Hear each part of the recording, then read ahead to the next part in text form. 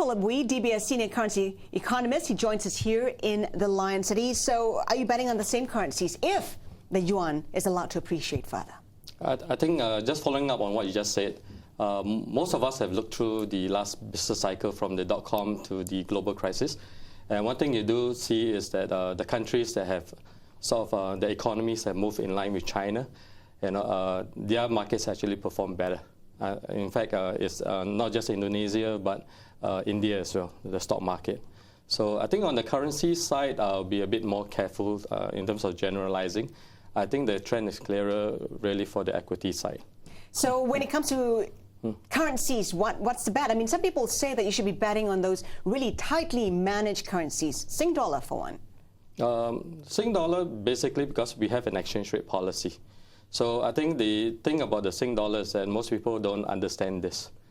So I mean, you have to understand that I think we're the only one that really has a sort of managed exchange rate policy. That's why we have no interest rate policy.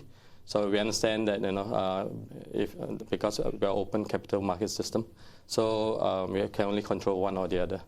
See, but the idea of our exchange rate policy is really to reduce volatility. So in that sense, you don't expect to get the kind of mileage that you get in the more freely floating currencies. In fact, the whole idea of the exchange rate policy is to insulate us against the kind of volatility that you see in euro and the yen. So are you disagreeing with the statement that the Sing dollar will appreciate if the yuan appreciates? No. In fact, we have pushed out. We think that the MAS will probably go back to an appreciation policy in October. But that's in line with our view that we don't think China is going to move in this quarter. We think that it's more likely in the third quarter. So primarily because we like to listen more to the Chinese voice. I think everyone listens to the Western voice. Everyone only hears about reval. Everyone's thinking about outcome. But we are listening to the Chinese, and we are realizing that they're talking about process.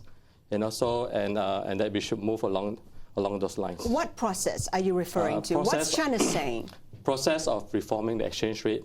That is not something that's going to happen overnight.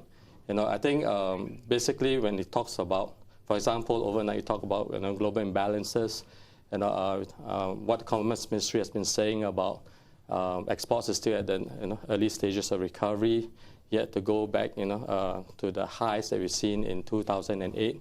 So we have listened, and I think generally we do see, in terms of the data, we do see what they're saying. Yeah. I want to press a bit more on which Asian currencies will benefit with a stronger yuan. What should we be betting on? Would it be the won, the Taiwan dollar? Which currencies will be affected? I think we need to really see each currency on its own. The Korean one, for example, the behavior is really pretty much like what we've seen in the second year recovery, like what you saw after the Asian crisis. So you would expect a much lower performance, and that's exactly what we're getting. Right now, I mean, if you look at Ringgit, the best performer, everyone's saying, wow, he's done so much. But really, last year he was laggard. So he's playing catching up. So on the index basis, it's more or less back to the same level as where the Sing was. So I guess sometimes you have to sit back and ask yourself, is this the start of a new trend? Or are they just realigning or catching up?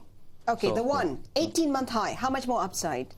The Korean one, I think, let's say for the last few months, I think we're more or less near the lower side of a sort of depreciation channel. And I think a lot of it, the recent gains have been on the back of this Chinese yuan story. I think now we are coming back, and I think everyone is sort of sitting back and realizing that things ain't going to happen overnight.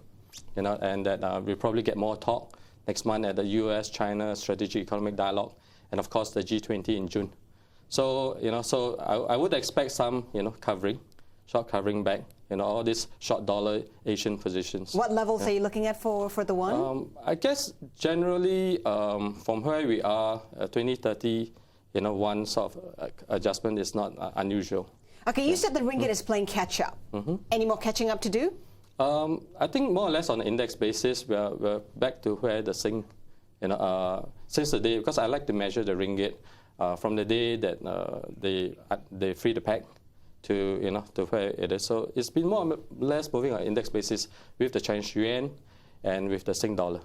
So we need, going forward, we need these two to really start moving. Okay, yeah. Philip Wee, more with him when we come back. Still to come on the trade. We'll tell you about some stocks to watch today, and we'll continue our Forex chat with Philip Wee of DBS.